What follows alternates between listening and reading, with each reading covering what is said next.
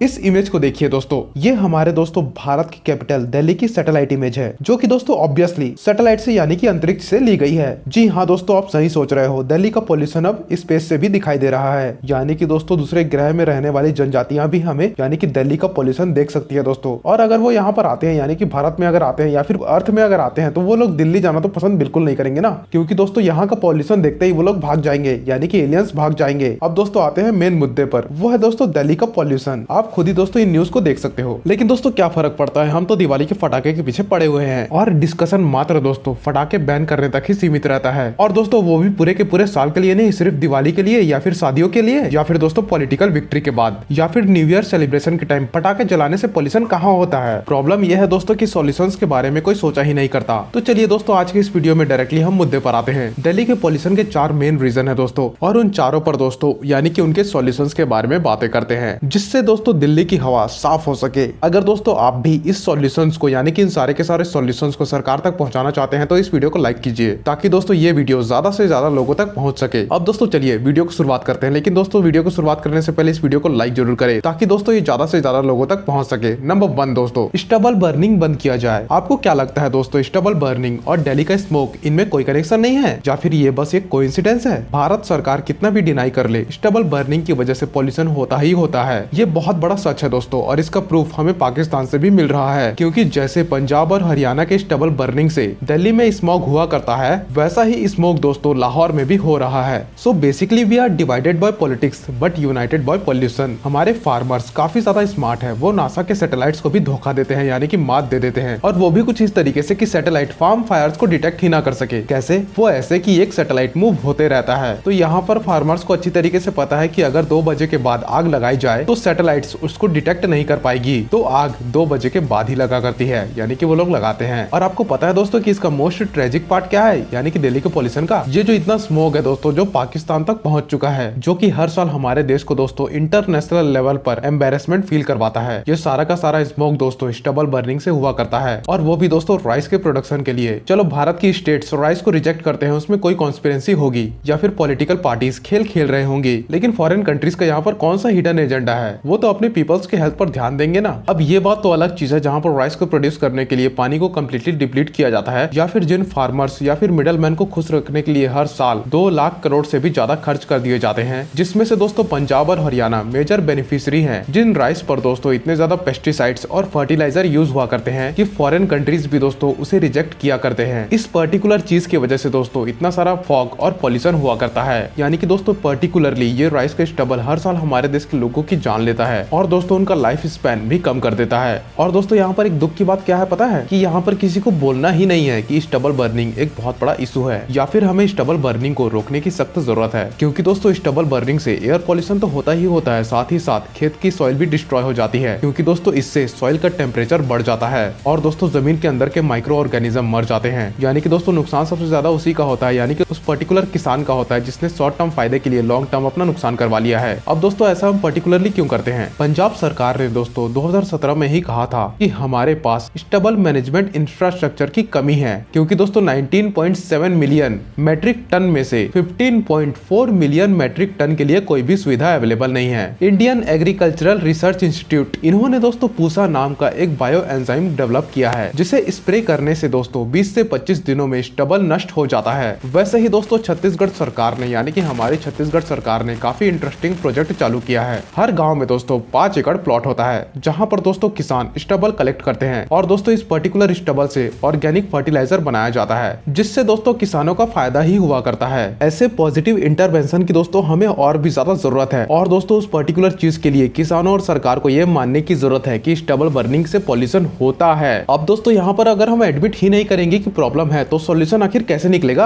आप ही बताओ। यहाँ पर दोस्तों सरकार को पॉलिटिक्स छोड़कर कड़े कदम उठाने होंगे, जैसे कि दोस्तों जो किसान स्टबल बर्निंग करते हैं उनकी इलेक्ट्रिसिटी और फर्टिलाइजर सब्सिडी को छीन लेनी चाहिए। कुछ सालों पहले दोस्तों जब सेंटर से फार्म लॉस वापस लिए गए थे, तब उस समय दोस्तों फार्मर्स के प्रोटेस्ट हो रहे थे, और दोस्तों उन सब प्रोटेस्ट में एक डिमांड ये भी थी कि स्टबल बर्निंग को डिक्रिमिनलाइज कर देना चाहिए। और तभी दोस्तों किसी को भी इस बात पर कोई भी दिक्कत नहीं थी, सभी को दोस्तों स्टबल बर्निंग को डिक्रिमिनलाइज करने में उस वक्त दोस्तों एक विक्ट्री की तरह लग रही थी। अब जिन लोगों को दोस्तों उस समय वो विक्ट्री लग रही थी, अब वही लोग दोस्तों रो रहे हैं। हमारी देश की राजधानी एक इंटरनेशनल नेशनल एम्बेरसमेंट है। आई मीन दोस्तों हिपोक्रेसी की क्या सीमा है ना, कितनी अलग लेवल है। एक समय ये भी था दोस्तों कि इन्वायरमेंटल एक्टिविस्ट इस बात को सपोर्ट कर रहे थे और दोस्तों स्टबल बर्निंग उनकी एक डिमांड थी। अब दोस्तों इस पर्टिकुलर रीजन के ऊपर आपको थोड़ा गुस्सा भी आ सकता है, मुझे भी आ रहा है, क्योंकि दोस्तों आप खुद ही देख सकते हो कि अक्टूबर से लेकर फरवरी तक दिल्ली एक गैस चेंबर बन जाती है। समझ रहे हो दोस्तों, एक गैस चेंबर, क्योंकि दोस्तों स्टबल बर्निंग के ऊपर कोई ठोस एक्शन नहीं लिया जाता है या फिर दोस्तों सरकार लेना ही नहीं चाहती। पॉल्यूशन का दूसरा रीजन है दोस्तों कंस्ट्रक्शन। पॉल्यूशन का एक मेजर सोर्स होता है दोस्तों डस्ट। डेटा ये बताती है दोस्तों कि दिल्ली में 611 एक्टिव कंस्ट्रक्शन साइट है। कंस्ट्रक्शन होते समय दोस्तों साइट को प्रॉपर्ली कवर करना पड़ता है और दोस्तों उस पर पानी मारना पड़ता है ही तो दोस्तों ये कंस्ट्रक्शन डस्ट पॉल्यूशन क्रिएट करता है। जब दोस्तों मटेरियल ट्रक से मूव होता है तो दोस्तों वो कवर ना होने की वजह से सिर्फ साइट के आसपास ही नहीं बल्कि पूरे शहर में पॉल्यूशन फैला देता है। और दोस्तों यहाँ पर मात्र इस ट्रक को ढकने से पॉल्यूशन कम हो सकता है। तो देखा दोस्तों आपने कितनी सिंपल सी बात है जिसको करने से यानी कि जिस काम को करने से पॉल्यूशन कम हो सकता है। कंक्रीट बैचिंग करते समय दोस्तों फ्लाई एश पॉल्यूशन होता है। कंक्रीट बैचिंग वो प्रोसेस है जहाँ पर दोस्तों अलग अलग मटेरियल्स को मिलाकर कंक्रीट बनाया जाता है। ये एरिया दोस्तों डस्ट फ्री रखने की सख्त जरूरत होती है, वो भी दोस्तों वाटर स्प्रे का इस्तेमाल करके। अब दोस्तों यहाँ पर पॉल्यूशन का जिम्मा सिर्फ कंस्ट्रक्शन कंपनीज पर छोड़ना सही नहीं होगा दोस्तों, क्योंकि हमारा कचरा यानी कि हमारा खुद का कचरा, फेंका हुआ कचरा हमारे नेशनल कैपिटल को दोस्तों डिस्ट्रॉय कर रहा है। देखिए दोस्तों ये है दिल्ली का माउंट ऑफ वेस्ट, जो कि दोस्तों हम सभी के घर के कचरे से बना है। अब यहाँ पर दोस्तों लैंड लिमिटेड है लेकिन कचरा अनलिमिटेड है। तो यहाँ पर दोस्तों म्युनिसिपल कॉर्पोरेशन क्या करती है पता है, कचरे को लिटरली जला देती है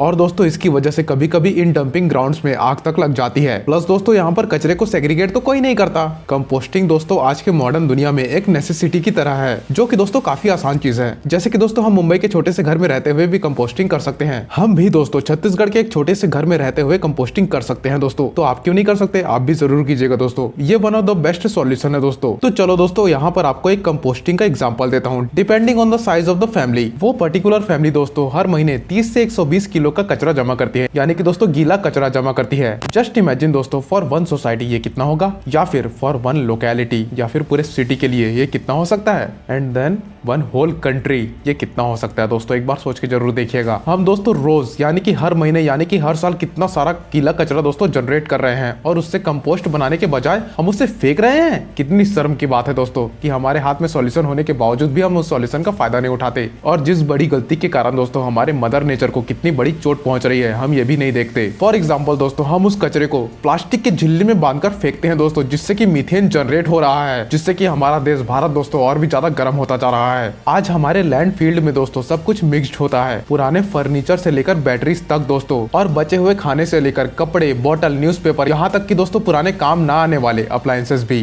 2015 का ये स्टडी कहता है कि दिल्ली हर दिन 190 से 246 टन कचरा जलाता है दोस्तों। देख रहे हो दोस्तों कितनी बड़ी संख्या में। प्लस दोस्तों मीथेन की वजह से आग लगती है, जिससे कि दोस्तों आपको भी पता होगा पॉल्यूशन होता है। पॉल्यूशन का दोस्तों अगला रीजन है पावर। भारत में दोस्तों इलेक्ट्रिसिटी कोल से बना करती है। देश की टोटल 218 गीगावाट को कोल पावर प्लांट्स में से सिर्फ 10% प्लांट्स में पॉल्यूशन कंट्रोल के इक्विपमेंट लगे हुए हैं दोस्तों। कोल से इलेक्ट्रिसिटी बनाने के वक्त दोस्तों सल्फर डाइऑक्साइड ब्रेक डाउन होता है और दोस्तों उससे सल्फेट्स बना करते हैं। आप पूरे के पूरे भारत में दोस्तों जितना भी स्मोक अभी देख रहे हो उसमें से 1/3 स्मोक इन सल्फेट से ही आया करता है। तो देख रहे हो कितनी बड़ी बात है ये और कितनी हार्मफुल बात है ये। इन कोल पावर प्लांट्स को दोस्तों सल्फर डाइऑक्साइड इमिशन को कम करने के लिए इक्विपमेंट इंस्टॉल करने का टारगेट दिया गया था, जिससे दोस्तों पॉल्यूशन 2/3 तक कम हो सकता है। एयर क्वालिटी दोस्तों इंप्रूव हो सकती है और दोस्तों यहाँ तक कि पब्लिक हेल्थ भी, यानी कि आपकी और मेरी हेल्थ भी। पावर प्लांट्स को क्लीन करने का टारगेट दोस्तों यानी कि पहला टारगेट 2015 का था, लेकिन दोस्तों ये डेडलाइन एक बार मिस हो गई थी। उसके बाद एक और बार दोस्तों फिर अब मिनिस्ट्री ऑफ पावर दोस्तों तीसरी बार एक्सटेंशन मांग रही है। अब दोस्तों यहाँ पर भी लापरवाही आप खुद ही देख सकते हो। अब देखो दोस्तों यहाँ पर पॉल्यूशन इक्विपमेंट को फिट करने का काम आसान तो नहीं होता, क्योंकि दोस्तों हमें उसके लिए 1 महीने तक यानी कि पूरे 1 महीने तक उस पूरे पावर प्लांट को बंद रखना पड़ेगा। ऐसा दोस्तों मिनिस्ट्री ऑफ पावर कहा करती है। भारत के पॉपुलेशन ग्रोथ का डार्क साइड यही है दोस्तों कि हमें हमेशा चूज करना पड़ता है कि पावर कट्स या फिर पॉपुलेशन हेल्थ या फिर दोस्तों ग्रोथ। दिल्ली के आसपास दोस्तों 9000 से भी ज्यादा ढाबे, होटल और रेस्टोरेंट है जो कोल यूज किया करते हैं दोस्तों। आपने दोस्तों वहां पर कईयों को ऐसा तंदूर यूज करते हुए भी देखा होगा जिसमें से दोस्तों काला धुआं निकल रहा होगा। ये धुआं दोस्तों आपको acute lung disease, pulmonary fibrosis और यहाँ तक कि दोस्तों आपको कैंसर भी दे सकता है। पिछले साल दोस्तों यानी कि 2023 से होटल में कोल यूज करना बैन हो चुका है, लेकिन दोस्तों इसका इम्प्लीमेंटेशन हुआ है या फिर नहीं ये बड़ा क्वेश्चन है दोस्तों। यहाँ पर भी दोस्तों आप लापरवाही देख सकते हो। अब दोस्तों यहाँ पर हमारी भी गलती है, क्योंकि कोल बैन होने के बाद दोस्तों हमने वुड्स वुड्स या फिर बैम्बूस का इस्तेमाल करना चालू कर दिया दोस्तों। एक पर्टिकुलर बैन दोस्तों तभी इम्प्लीमेंट हो सकता है जब अल्टरनेट फ्यूल्स की व्यवस्था हो सके। आज भी दोस्तों कई सारे हाउसेस में लकड़ी, गोबर या फिर कोयला जलाकर चूल्हा जलाया जाता है, जिससे दोस्तों PM 2.5,